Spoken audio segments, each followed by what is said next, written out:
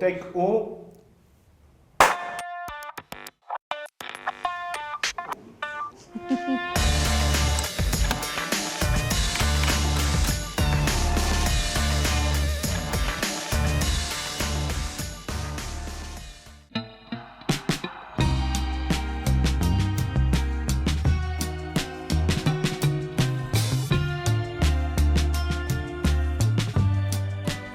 Já não tínhamos uma conversa assim os dois, assim mais descontraída, desde 2001. Caramba. E nessa altura eu ainda não usava óculos.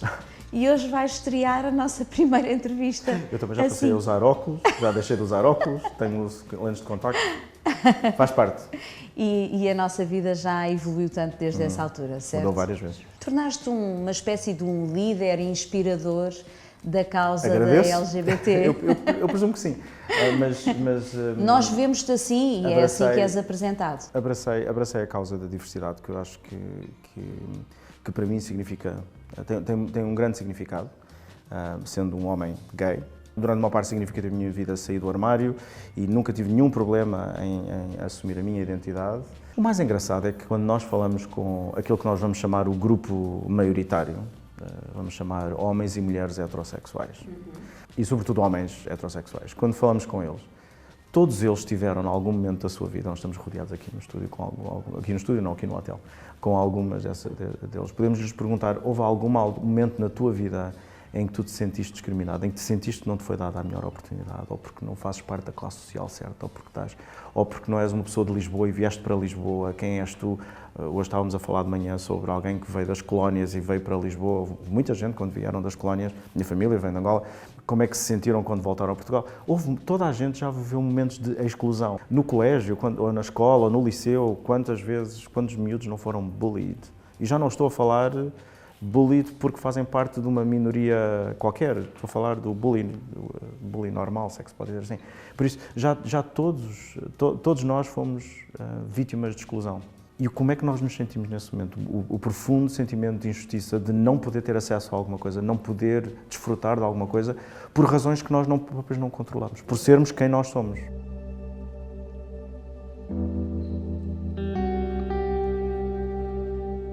Vi numa entrevista que, quando eras jovem, sentias que não havia exemplos como tu és agora. Não. O Tim Cook da Apple é uma referência. Ele foi uma inspiração para ti? Não, claro. Quando o Tim Cook se tornou CEO da Apple foi um momento extraordinário. Mas eu, quando era mais novo, eu não tinha Tim Cooks para olhar.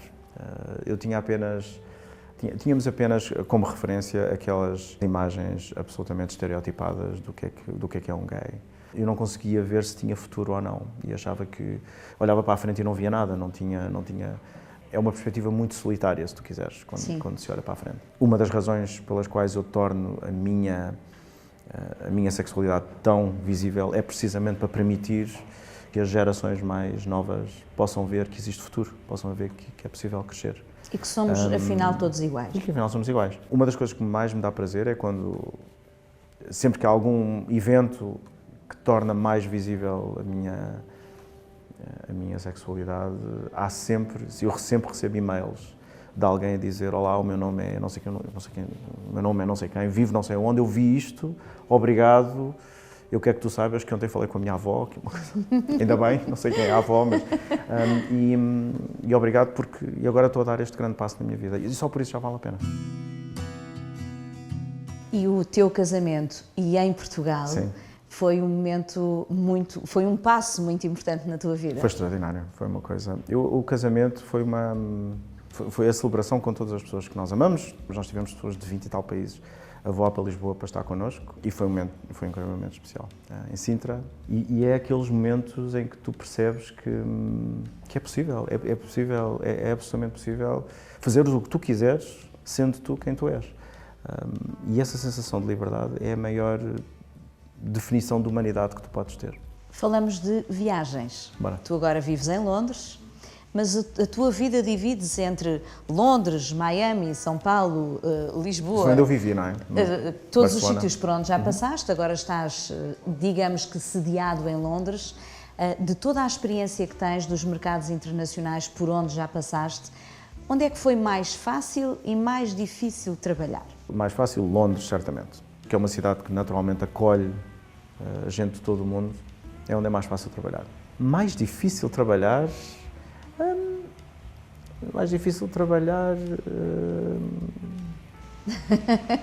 Que pergunta é difícil! Antipático, não sei, eu diria que todos os sítios têm desafios importantes. No Brasil, eu tive um contexto difícil de fazer o turnaround de uma operação, e o turnaround de uma operação é sempre uma coisa incrivelmente desafiante. Tive que despedir milhares de pessoas, tivemos que reconstruir o negócio que tínhamos na altura e foi incrivelmente difícil, mas todos os momentos difíceis são aqueles que nos fazem crescer mais, na verdade.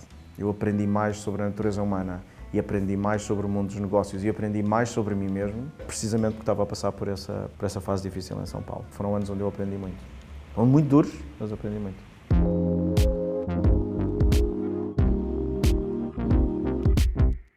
Depois desta incursão internacional que acabaste por fazer durante algum tempo e que regressas a Lisboa na altura para abraçar a direção-geral do Clix, como é que foi este regresso a casa? Tu recordas-te certamente, porque foi nessa altura que nós nos conhecemos. Sim. Portugal estava a viver um momento de ouro.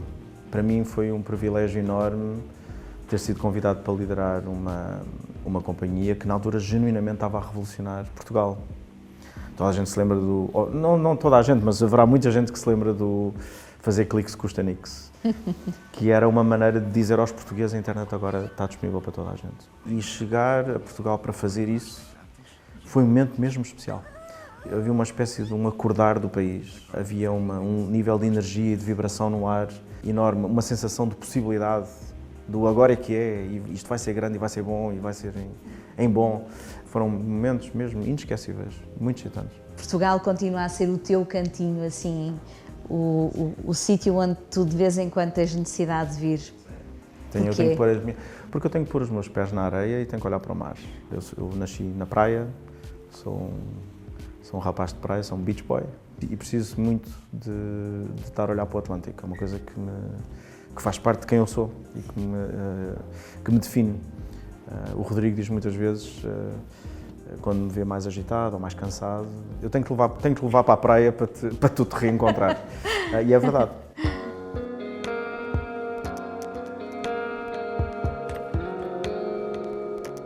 Vamos falar um pouquinho sobre a Maria, que é uma Claro. delícia de bebê.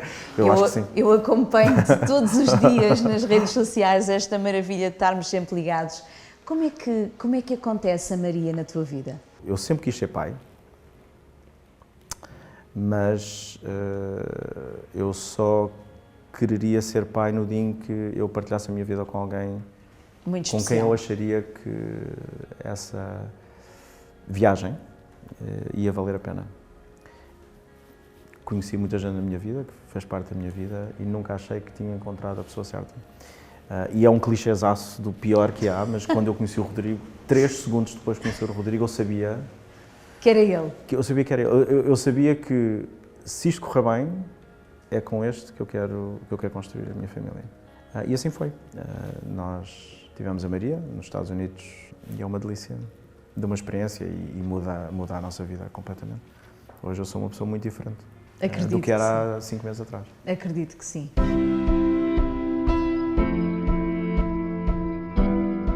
O que é que pensas, o que é que sonhas para o teu futuro? Como imaginas, a coisa tem que começar na Maria. Eu quero criar as condições para que ela seja o mais feliz que ela puder ser. E educar um ser humano é uma tarefa difícil e é uma tarefa desafiante e fascinante. E isso vai ser uma parte significativa da minha energia, certamente, no próximo ano e nos próximos anos.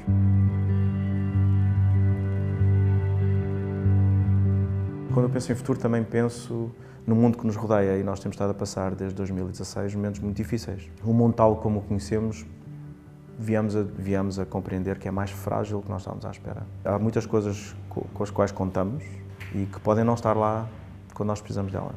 Isso é uma coisa que me preocupa, me angustia imenso. E eu digo isto porque, por 2 motivos. Em primeiro lugar é porque eu, dentro da Google, continuarei a dedicar tempo a criar uma cultura dentro da companhia que continua a promover justiça, inclusão e respeito pela diversidade, que eu acho que hoje, no clima político e social que estamos a viver, está ameaçado.